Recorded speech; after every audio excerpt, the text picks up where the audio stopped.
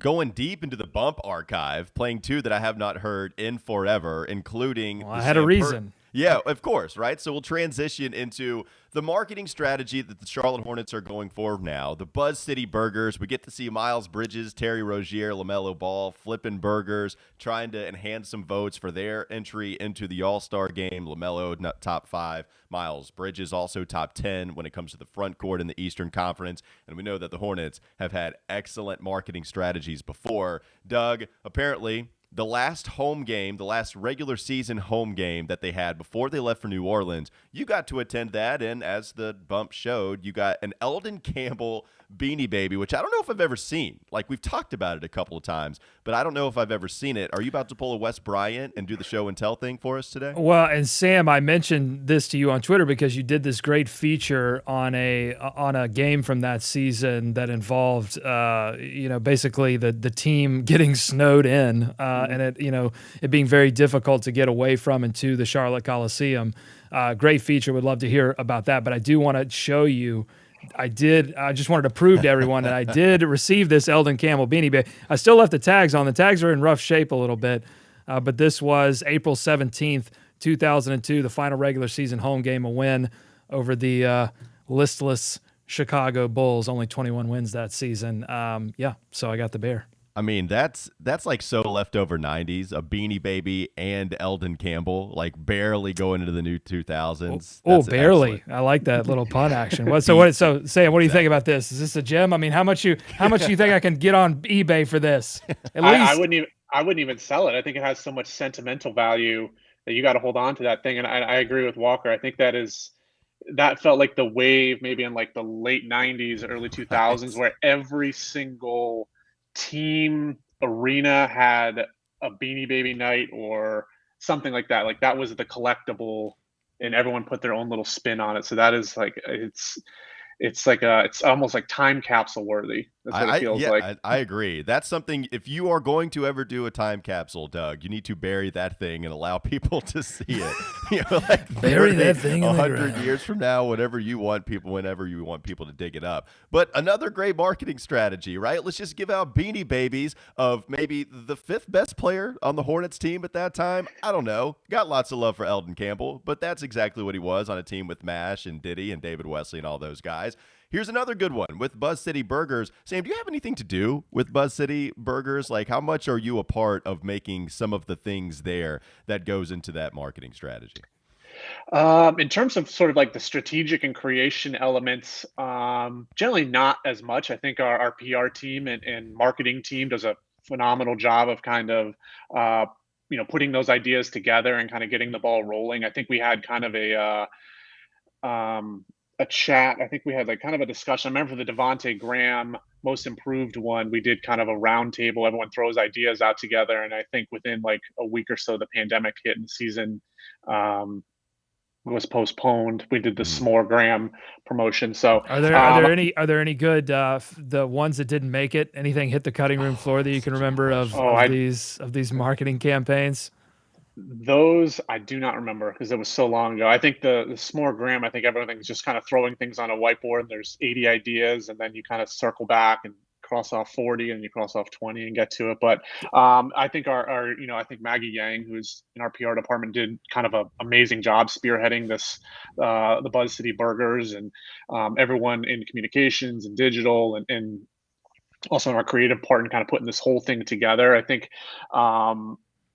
I mean, they don't even need me. So Well, they needed you for the aprons, though, right? they Like did. you told us that there was something at least you contributed to. Yes, I said whatever. So I will fill in the gaps, kind of like a Cody Martin role. And so I helped. I think for a couple hours after a shoot around a couple weeks ago, I helped roll and tie the aprons and stuff all the boxes that went out. So um, yeah, it's a total team effort from everybody involved, and and especially it's great to see our guys promoted and playing well, and also in the position where we can put them in a campaign like this for the world to see, and bring that attention to not only them but to the organization. So really, really cool. I think the whole thing came together really great.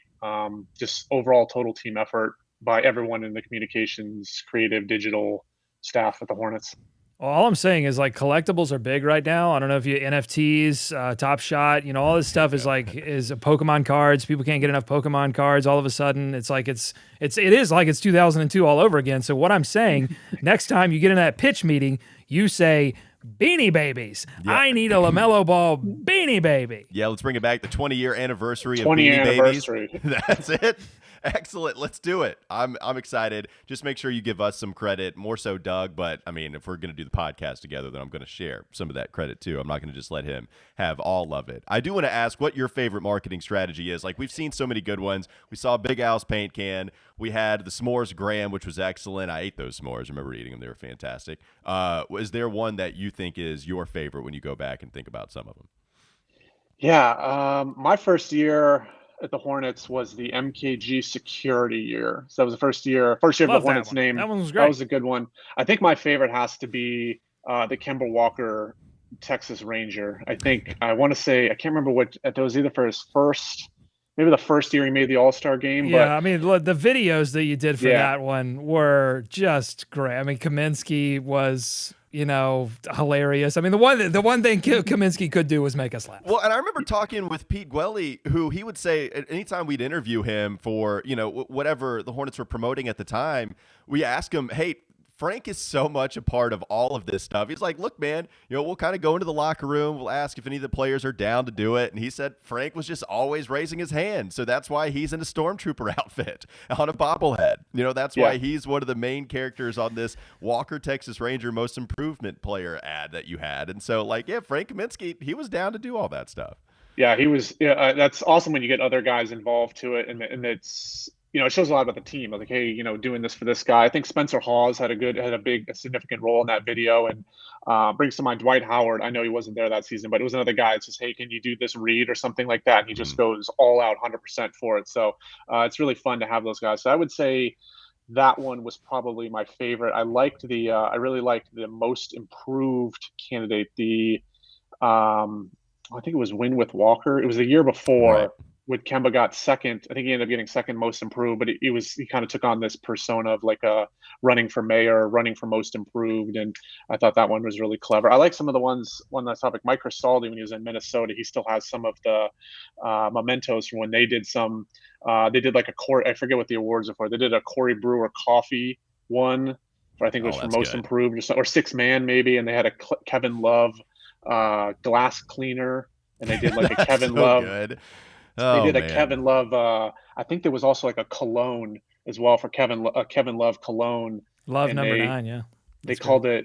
It was either that or it might have been called like Numbers or something like that. So I think he's kind of the root of these really kind of sort of ingeniously playful strategies and stuff like that. But I think there's been great ones. I think it's great for our guys, and I think they enjoy it. And hopefully there's more fun ones to come in the future. Shout out to Cristaldi once again. All right, last thing we'll end on here. Sam, I mean, we've seen your cats. You said you've been hanging out with them. You're still hanging out with them. Those guys have been active in the background. We've seen them jump on the jungle gym. Go to YouTube. Subscribe to the channel on YouTube. We're almost to 1,000. We'll paint our faces, and you can see Sam Perley's cat. What are the cats' names?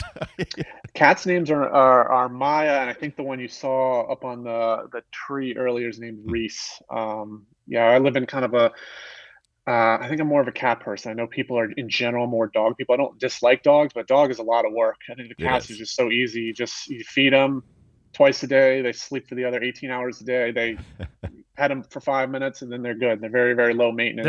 I heard they'll eat your dead body. If you die in your home, they say that the cats will. The cats will. Are you worried about that, Sam? Are you worried about the cats consuming your dead body? I think if that's an issue, I probably won't be concerned if that happens. Hopefully, it doesn't happen. That's a good point. Cats are just easy, and with kind of a crazy schedule. My wife is in school right now, so we have kind of crazy schedules with late nights, early mornings, things like that. Don't need to worry about someone coming home, letting the dog out, or feeding the dog, or anything like that. So anytime you would interview people for Hornets.com, and if you would put a video up or something, like the cats they would jump up and they would be. It's almost like they need their own segment. They need their own. Well, I'm going to give you an idea. You got to get them a hoop. You got to get them a hoop on the wall that they can jump up and maybe dunk a little cat toy in there. Now we're talking. See, I'll just hire me. I'm going to be your brand manager. We're gonna get this Beanie Baby idea off the ground, Sam. I'm telling you, we're gonna make some money. If put a little hoop up there and have the cats do tricks on it while I'm trying to hold it's great conversations and one-on-one. It definitely got, especially during the pandemic summer. We were at home for maybe, March of 2020 to July of 2021. So I mean, must have done hundreds and hundreds of Zoom calls with availabilities, and every once in a while the cats would be pulling on the blinds, or those cats are, listen, I know talent. I'm a talent scout, and those cats are talented. I'm telling you right now, we'll make it a halftime act. Just call me. Sam, we'll talk after this. We'll talk offline. All right, sounds good. They would love it. There you go, Doug. Doug always thinking of something to make to continue to be creative with. And there you go. We got Sam Perley's Cats. Excellent stuff. Make a little Thank money. You for making Locked On Hornets your first listen every day. We'll be coming at you tomorrow once again to talk more Hornets. Wes Bryant going to be joining us on Wednesday. Still plenty to get to this week. We appreciate Sam. Go follow him on Twitter at Sam_Perley, putting out excellent content. You always learn more about the Hornets when you visit his timeline, visit his stuff on Hornets.com. So again, make sure you check him out, Sam_Perley. Now make your second listen Locked On Bets, your daily one-stop shop for all your gambling needs. Locked On Bets is hosted by your boy Q with expert analysis and insight from Lee Sterling. It's free and available on all platforms as well. Appreciate you joining us on Locked On Hornets. We'll be back with you tomorrow.